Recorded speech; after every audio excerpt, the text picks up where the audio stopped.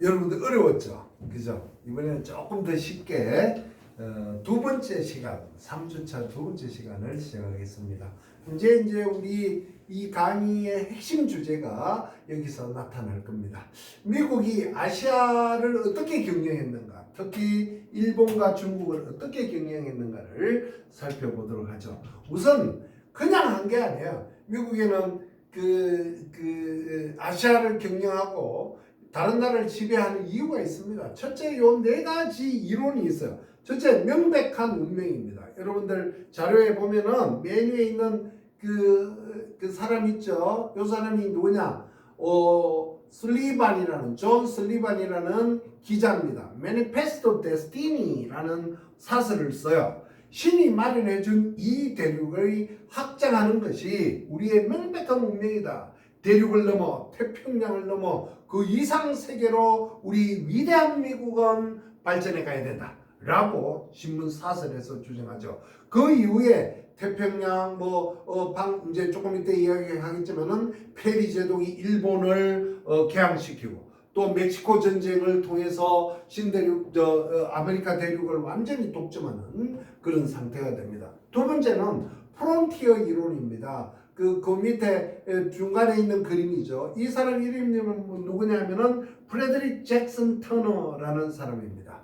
이 사람 유명한 논문이 있어요. The Significance of Frontier in American History. 미국 역사에 있어서 프론티어, 변경의 중요성, 국경의 중요성입니다. 미국사는 서부 개척의 역사다. 프론티어 정신이 살아있고 민주주의 정신이 살아있는데 독립과 개인주의가 함양되고 물질주의가 촉진되는데 그거는 뭡니까? 바로 이 서부, 이 동부에서 서부로 그리고 태평양을 넘어서 전 세계를 이런 프론티어 정신입니다. 오늘날은 당시는 19세기까지는 영토의 세계 미국화였지만은 오늘날은 뭐라고요? 바로 경제, 즉 WTO 아까 이야기했죠 전 시간에 그런 거의 세계화를 가고 있습니다.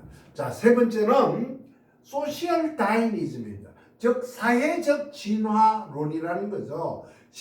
1871년에 1860년에 찰스 다인이 다이니즘이라는 그죠? 적자생존 자연도태 이런 이론을 주장했는데 영국의 헐버트 스펜스라는 사람이 소셜 다이니즘 사회적 진화론을 이야기합니다. 그래서 인간들도 마찬가지, 국가도 마찬가지다. 자연도태되고 적자들만 생존한다. 이런 거죠. 그 다음에 네 번째 이론은요, 화이트맨스 버든입니다. 백인들의 짐이죠. 루드와야드 키플링이라는 사람이 이 세상에 백인이 흑인과 한인종을 지배해야 되는 운명이다. 그거는 짐과 같다. 이런 이론이 미국 사회에 퍼져 있습니다. 자, 1852년부터 출발해서 54년에 그 페리 제독이죠. 페리 제독이 당시 이제 일본 애들이 그 전기기관 배가 이래 있으면 여기에 굴뚝이 그죠? 전기 석탄을 떼니까 검은 연기가 난 거 아닙니까? 그걸 갖다가 뭐라 그러냐? 흑선 검은 배다 이렇게 이야기했어요. 검은 전기가 한 포 여기서 포를 빵빵 쏘아대죠. 마치 용과 같은 이런 거죠. 한포애교. 그래서 그걸 한포애교라고 합니다. 우리나라가 그 이후에 1876년에 일본의 배가 그죠? 우리 강화도에 한포를 해서 강화도까지 가는 거 똑같죠? 일본이 개항됩니다. 그죠? 메이지 유신. 그 이후에 1867년에 일본은 이 명치라는 메이지 유신을 시행합니다. 메이지 유신. 이 메이지 유신이라는 것은 뭐냐? 일본이 우리나라 여러분들 일본 애들 가장 존경하는 한국 사람이 누군지 아세요? 이황인데 이황 1,000원짜리 그죠? 이황인데 이황의 유교에서 명치라는 기독교로 바꾸는 거예요. 기독교. 그러니까 한국에서 서양으로 바꿨다. 이게 메이지 유신의 본질입니다. 그래서 그거의 결과는 제국주의다라는 거예요. 일본도 제국주의. 그래서 우리나라 침범하는 거 아닙니까? 일본의 한포 사격을 통한 조선계약, 강화조약이죠. 미국의 아시아 정책의 영원한 파트너, 요 단어가 너무너무 중요합니다, 여러분들. 우리 수업의 핵심적인 미국의 아시아 경영 정책의 영원한 파트너 누구? 일본입니다. 초기에 제국주의 영국, 프랑스, 독일이 견제 세력으로 일본을 파트너로, 그죠? 자, 지도를 한번 세계 지도를 다시 한번 대충 그려보면 이런 거. 자, 미국이라는 나라가 있고 그 중간에 이제 일본이 있고, 그죠? 그 다음에 이제 거대한 인구 뭐 지금도 많지만은 이 중국이라는 나라가 있는 거죠, 그죠? 미국이라는 있고 일본이 있고. 아이고 우리나라 불쌍합니다. 뭐 어쨌든 있고, 그래도 대단한 나라야, 그죠? 요 쬐만한 나라가. 예. 근데 이제 거대한 아시아 시장을 중국을 바로 하기에는 다른 나라 너무 많아. 그래서 이걸 교두보로 사용했습니다. 양차 대전에 걸쳐서 일본과 미국은 처음에는 1차 세계대전 동지가 됐다가 그 일본이 뭡니까? 그 진주만, 그죠? 하와이 공격하는 적이 됐다가 다시 어떻게 됐어? 2차 세계대전 이후에 공산주의가 바로 하니까 다시 동지가 되는 동지적 동지 뭐 이런 거죠. 오늘날 영원한 동지 아베와 트럼프의 짝사랑 관계, 뭐 짝사랑이 아니라 사랑 관계 이런 거죠. 냉전기 공산주의 견제 세력으로 일본을 파트너, 오늘날 G2 중국의 견제 세력으로 G3인 일본을 파트너로 이런 거죠. 자, 아까 이야기했던 페리 제독입니다. 페리 제독에 대한 그림이죠. 그 밑에 그림은 흑선이고 페리 제독이 일본을 상륙하는 그런 것들이었습니다. 자, 미서 전쟁이 일어납니다. 이제 페리 제독이 일본을 개항하고 나서 1853년 4년에 개항하고 나서 미국의 그 시대는 이미 제국주의 시대로 접어들어요. 제국주의 시대를 접어드는데, 제국주의라는 것은 거대한 자본을 가지고 다른 나라를 침범해서 인마이 포켓하는 거죠. 일본이 우리나라를 잡아먹는 것처럼 미국은 가장 관심을 가지고 있었던 그 지역 중에 하나가 바로 요 미국의 남부에 있는, 중부에 있는 바로 이 쿠바라는 섬이었어요. 그런데 이 쿠바는 19세기 중반부터 계속 쿠바를 미국 땅으로 만들려고 노력했습니다만은 스페인이 반대했어요. 왜? 이건 스페인 땅이었으니까. 스페인이 반대해서 결국은 1898년에 전쟁을 일으킵니다. 미서 전쟁을 일으켜서 바로 그 스페인으로부터 쿠바를 뺐죠. 그 제국주의, 뭐 인도주의, 경제적 논리, 뭐 쿠바 해방을 시킨다, 뭐 이런 거죠. 그 대가로 필리핀이 쿠바도 물론하지만 그 대가로 이쪽에 있는 그 스페인의 동양의 식민지 중에 하나가 바로 필리핀이었어요. 필리핀 알죠? 이 필리핀을 미국에 양도하게 됩니다. 그래서 미국은 뭐 뜬금없이 필리핀도 인마이 포켓하게 되는 거죠. 나중에 여러분들 뭡니까? 일본하고 파트너가 되면서 미국은 필리핀 먹고, 미국은 필리핀 먹고, 일본은 뭐 먹고, 일본은 한국 먹고. 그게 바로 뭐야? 일본 수상 카스라는 사람, 당시 미국의 국무장관 탭트라는 사람, 카스라 탭트 밀약이 여기에서 일어납니다. 자, 맥키니 대통령의 아시아 경영의 군사적 확장을 파악합니다. 아시아 경제적 산업성의 중요성도 파악합니다. 도덕적으로는 뭐 그는 논리에 지나지 않는 거고, 그래서 제국주의, 즉 미국과 일본이 힘을 합쳐서 중국 시장, 거대한 시장으로 들어가자 이렇게 합의가 되는 거죠. 목적은 거대한 아시아 시장, 중국 진출을 위한 관문으로 일본과 필리핀을 이용한다. 그런 거죠. 즉 그래서 미국이 아시아를 경영하는 두 가지 큰 목적은, 첫째 뭐라고요? 경제입니다. 경제적 이익. 두 번째는 군사적 목적이죠. 군사적 목적. 요 두 가지. 예? 요것 때문에 일본하고 오늘날도 짝사랑하는 거예요. 여러분들. 자, 그런데 필리핀에서 반란이 일어나요. 뭐 일본, 스페인 애들이 경영했다가 미국 애들이 했는데 뭐 자유로울 줄 알았는데 더 잔인하게 하니까 반란이 일어납니다. 그래서 미국에서 군인들을 파견합니다. 미군을 파견해요. 파견해서 이 필리핀인들을 탄압하죠. 그때 최초로 미군이 아시아에 군대가 파견됩니다. 여러분들 파워포인트의 제1 병탄 미국 주둔, 즉 필리핀 반란을 진압하기 위해서 당시 이제 탭트가 필리핀의 총독이었고 일본은 카스라라는 외무장관이 있었죠. 그래서 유명한 카스 탭트 밀약이 이때 일어납니다.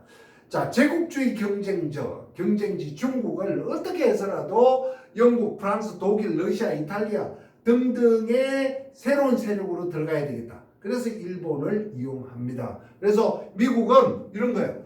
야, 중국 시장이 거대한 시장이 있어요. 이 중국 시장을 기존에 있는 니네들만 먹지 말고 우리도 좀 먹자.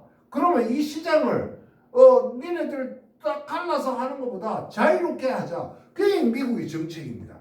그러한 자유로운 정책 중에 하나가 바로 뭐냐면은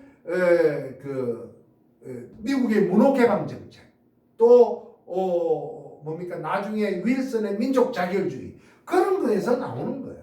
예? 미국이 진정으로 이 아시아 민족의 자유를 원해서 그런 게 아니라는 것을 여러분들 아셔야 됩니다. 그래서 문호 개방 정책은 통상 대우의 무차별, 즉 통상을 하는데 차별하지 말자. 두 번째, 그 조약 항구들에 대한 여러 가지 항구들이 있으면 뭐 홍콩도 그런 건데 에 대한 간섭을 하지 마라. 그리고 중국 세관의 그 관세도 자유로 하자. 뭐 이런 거죠. 자, 중국이 너무나 애국 세력들의 간섭을 받다 보니까 중국 사람들이 반란을 일으켰어요. 그게 뭐냐? 박셀라벨리온이에요. 즉 의화단 사건인데 국토의 상당 부분이 애국인이 다 지배해서 이 중국에 와 있는 애국인들을 탄압하는 이런 사건이 벌어집니다. 그래서 그런 사태가 벌어지니까 요 때다 싶어서 필리핀에 있는 미군들이 중국으로 2,500명이 파견돼서 이 의화단 사건을 진압하는. 그래서 이제 필리핀까지 왔다가 중국까지 가는 그죠? 미국의 정책이었습니다. 자, 이제 대일본 외교가 우호에서 견제로, 또 견제에서 또 우호로 이렇게 바뀌어가는 건데 중국이 있고 일본이 있고 그 다음에 이제 여기 미국이 있고 이쪽에 누가 있어요? 러시아가 있죠. 이 러시아가 남쪽으로 계속 내려올라 그래. 남쪽으로. 일본으로서는 참 거꾸로운 거예요. 예? 거꾸로워서 바로 일본이 이 중국, 러시아 애들을 견제하기 위해서 끌어들인 세력이, 자, 지금도 보세요. 지금도 19세기 말에 벌써 일본은 전 세계를 경영하고 있는 겁니다. 이 러시아를 경영하기 위해서 누구를 끌어들이냐?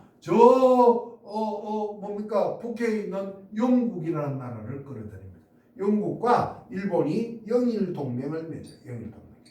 2차에 거쳐서 했는데 이 영일동맹을 맺어서 바로 러시아를 견제하죠. 당시 영국은 이 북유럽, 오늘날 발틱 3국이라 그러는데 이 발틱에서 러시아와 싸웠고 또 우리나라 여러분들 거문도 사건 이걸 알죠? 그게 이제 영국 애들이 와서 오는 거예요. 일본에 견제하게, 러시아를 견제하기 위해서. 그 다음에 또 어디? 알래스카에서 또 경쟁하고 있고 또 아프가니스탄 등등에서 또 영국과 경쟁하고 있고 요걸 갖다가 일본 애들은 잘 활용하게 됩니다. 그래서 영국을 끌어들여요. 영국을 끌어들여서 이제 러시아를 견제하고 우리나라를 먹으려고 야금야금 또 청일 전쟁을 통해서 청나라도 물리치고 또 러일 전쟁을 통해서 1904년 러시아가 일본을 견제를 해요. 그래서 러일 전쟁을 통해서 이제 일본 애들을 완전히 쳐버리고 결국은 1905년에 그죠? 우리나라를 서서히 먹기 시작하는 그런 정책이 일어나게 되고 결국 가스테프트 미래학으로 1910년에 한일 병탄이 일어나게 됩니다. 자, 우드로 윌슨의 민족 자결주의, 그죠? 민족 자결주의는 그야말로 너 나라가 잘 먹고 잘 살아서 너 나라끼리 행복해라 이게 아니고 강대국들이 특히 미국이 다른 나라 이미 지배하고 있는 나라에 숟가락을 놔야 돼. 그럼 뭐야? 자유가 돼야 돼. 자유. 그래야 들어가는 거죠. 그게 이제 일본의 팽창, 미국의 민족 자결주의 이런 것들이죠. 그래서 1차 세계대전 동안에 일본이 중국의 영향력이 커져요. 그래서 뭡니까? 중일전쟁, 만주사변 이런 걸 통해서 자기들이 일본의 그 독점을 하게 돼. 미국은 이제 그런 데에 견제를 하는 거예요. 결국 견제를 하면서 너무 견제를 하니까 일본이 화가 나서 결국 뭐 일본도 잠자는 사자 코트를 건든 거죠. 바로 어디? 여러분들 영화를 통해서 많이 확인하는 바로 그 진주만을 공격하게 되고 미국이 일본을 원자탄으로 그죠? 공격하는. 그래서 일본의 진주만 공격이 일어납니다. 바로 일본 그죠? 그 다음에 독일 히틀러, 그 다음 무솔리니, 이탈리아 등등이 주축국이 돼요. 주축국이 서로 힘을 합치고 그 다음 뭐 영국, 프랑스, 뭐 어딥니까? 뭐 수많은 나라들 나중에 이제 미국이 들어가죠. 미국이 들어가서 연합국 세력으로 이렇게 2차 세계대전을 싸우게 되는 이게 중요한 건 소련이었습니다. 이 소련은 어느 중립 정책을 실시하고 있었는데 이 일본의 제국주의를 바로를 끝내게 하려면은 소련을 자기 편으로 끌어들여야 돼. 그래서 이제 아주 그 복잡한 날들이 일어나는데 결국은 포츠담 선언을 통해서 소련을 끌어들이고 또 뭡니까 그 원자탄의 계획을 만들어 냅니다. 그래서 결국은 소련이 일본을 침공하고 또 원자탄이 터지고 이래 돼서 미군이 그죠 메가다에 의해서 일본을 점령하게 되는 바로 미국의 아시아 정책의 아시아 침략의 3단계입니다. 물론 군사적으로 이렇게 점령을 했습니다만은 미국인들의 그 마음 속에는 뭐가 있다고? 요겁니다. 요거 뭐라고요? 돈. 즉 경제적인 중국을 어떻게 해서 우리가 일본을 통해서 먹을까? 뭐 이런 것들입니다. 그래서 1845년 9월 2일 날 바로 미주리호에서 바로 8월 15일 날은 우리나라 독립을 했죠. 독립을 하고 그 한 달도 안 되는 시기에 바로 그 미주리호에서 미국이 일본으로부터 항복을 받습니다. 불과 100년 전에, 그죠? 100년 전에 언제입니까? 1853년에, 그죠? 52년, 2년부터 시작한 3년에 페리 제독이 일본으로부터 일본 개항을 했고, 바로 또, 1945년 9월 달에 바로 미국이 일본을 항복을 받아내는 뭐 이런 것들입니다. 그런데 그런 거에 외적인 형태는 군사적이지만은 진짜는 뭐다? 바로 경제적인 거다. 경제적인 거. 이게 아주 중요합니다, 여러분들. 자, 그런데 갑자기 일본이 적이었어요. 이제 적이었다가 뭐 기존에는 동지였죠. 동지였다가 적이었다가 다시 동지가 되는. 왜? 바로 소련과 중국이 공산주의 국가로 바뀌었기 때문입니다. 바로 여러분들 이런 거죠. 냉전이라는 말을 여러분들 이해해요. Cold War. 전쟁은 전쟁인데 뭐 싸우지는 않아. 그러나 싸움보다 더 냉랭해. 그래서 세계를 이렇게 딱 갈라서 공산주의 체제, 그죠? 자본주의 체제를. 공산주의는 어디라고요? 소련과 중국. 처음에는 소련이었어요. 오늘날 중국이지만은 자본주의 체제는 미국이죠. 그죠? 미국, 영국 뭐 이런데 요게 이제 뭘로? 핵이라는 핵. 그래서 우리가 해구산이라고 합니다. 해구산이라는데 처음에는 미국이 해구산을 딱 만들어서 요 해구산 속에 가장 혜택 받는 나라 중에 하나가 우리나라 그죠? 그다음에 요 공산주의는 뭐 북한 뭐 이랬죠. 그죠? 그런데 소련이 언제 요 냉전 체제가 깨지게 됩니다. 왜? 뭐 때문에 깨져요? 바로 WTO. 그죠? 이 아주 중요한 여러분들 이거 이해해야 돼요. 이 냉전 체제가 깨지는 게 바로 세계화입니다. 세계화가 일어나고 여기에 대한 기본이 WTO, 월드 트레이드 오거나이제이션. 예. 이런 것이 되면서 소련이 무너지니까 북한이 살기 위해서 그때 북한이 개발하기 시작한 게 뭐예요? 핵이죠, 핵. 오늘날 김정은이가 힘을 펼치는 이유 중에 하나는 요때부터 개발한 뭐가 있기 때문에 핵이 있기 때문에.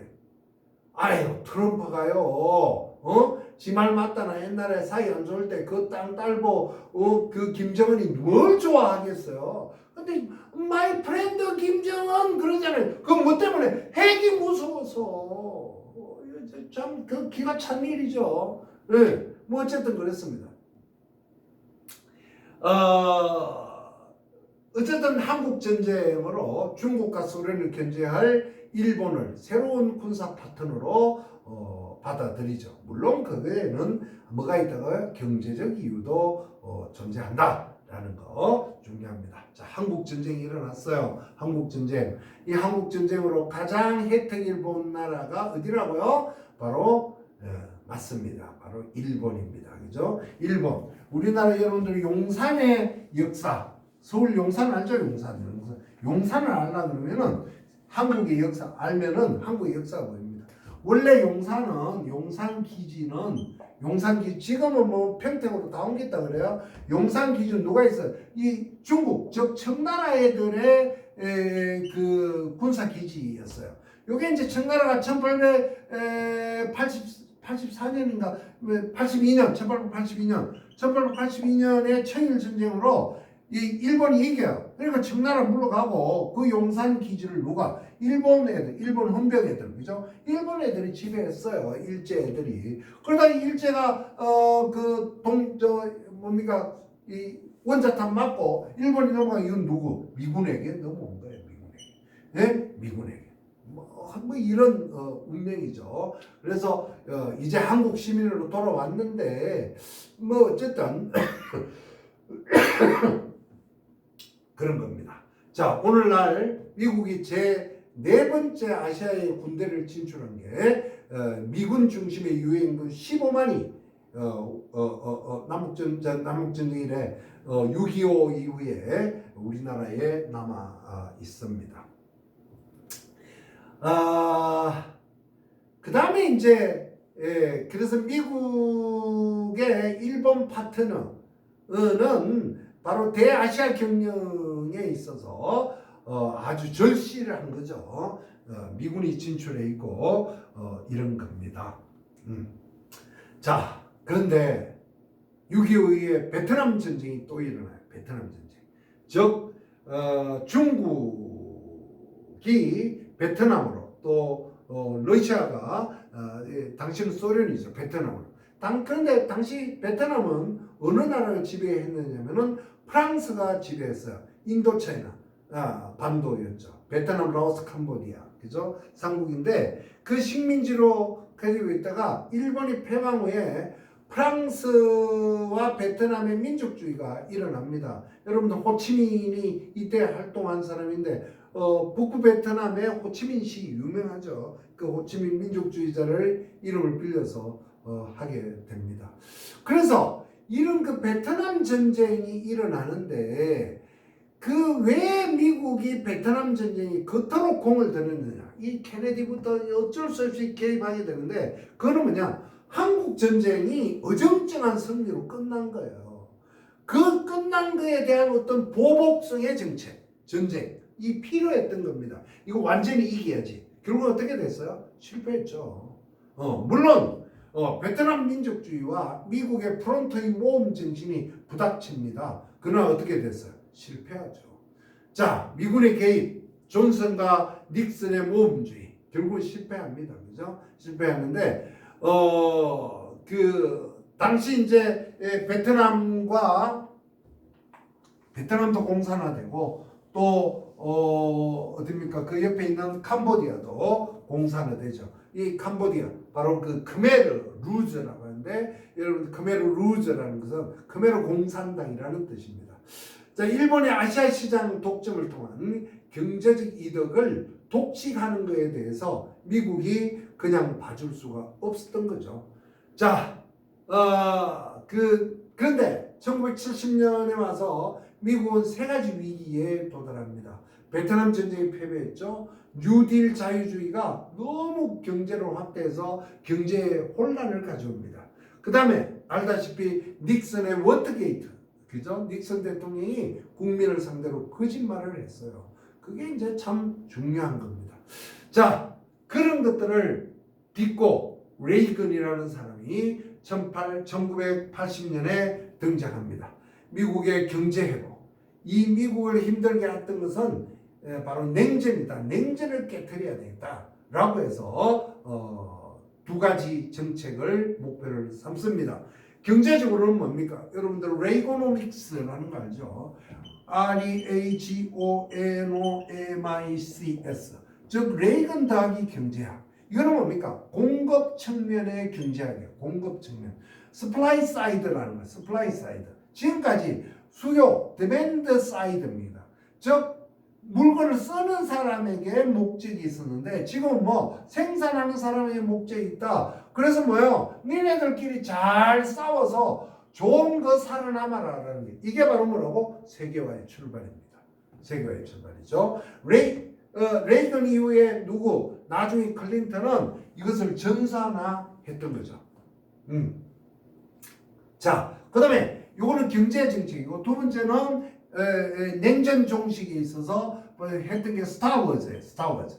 즉 스타워즈. 그죠? 스타워즈. 별들의 전쟁이죠. 소련에서 핵을 쏘았어. 그러면 인공위성이 그 핵을 어디에서 지금 북한이 뭐 핵 움직이는 거 다 안다는 거 아닙니까? 그러면 미국에서 패트리어트를 쏘아서 거기서 해결해버리는 이런 겁니다. 이런 것을 통해서 소련이 항복하게 되는 결국 뭡니까? 베를린 장벽이 1990년에 와서 무너지고 냉전이 종식되는 거죠. 그래서 지금까지 군사가 가장 중요했는데 군사적인 게 뭘로 바뀌었어요? 경제로 바뀝니다. 경제. 네? 경제로 바뀌어요. 그래서 뭡니까? 세계도 종래의 가트, GATT, 다자간 무역협정에서 뭘로 바뀌어요? WTO로 바뀝니다. 이 WTO가 너무 시행하기 힘드니까 세부적으로 뭐라고요? FTA라는 이런 것이 만들어집니다. 또 FTA도 너무 그러니까 농업적인 것만 하자라고 해서 TDA라는 것을 만들어요. 그 카타르 도하의 디벨로프먼트 어소시에이션이라는 그런 겁니다. 그래서 세계를 군사에서 경제로 바뀌는 거죠. 자, 문제는 뭐야? 북한의 생존 전략입니다. 핵 개발을 시작했어요. 김일성, 김정은, 김정일, 김정은이가 3대에 걸쳐서 핵을 개발합니다. 자, 이제는 소련이 물러가고요. 새로운 적, 즉 중국이 부상하죠. 경제적으로, 군사적으로. 또 중동에 있는 테러리스트, 9.11 테러도 일어나죠. 북한의 핵, 시리아의 핵 이런 것들이 미국을 견제하는 새로운 세력이었습니다. 이 미국은 그래서 일본을 파트너로 둘 수밖에 없는 또 하나의 문제가 작용했습니다.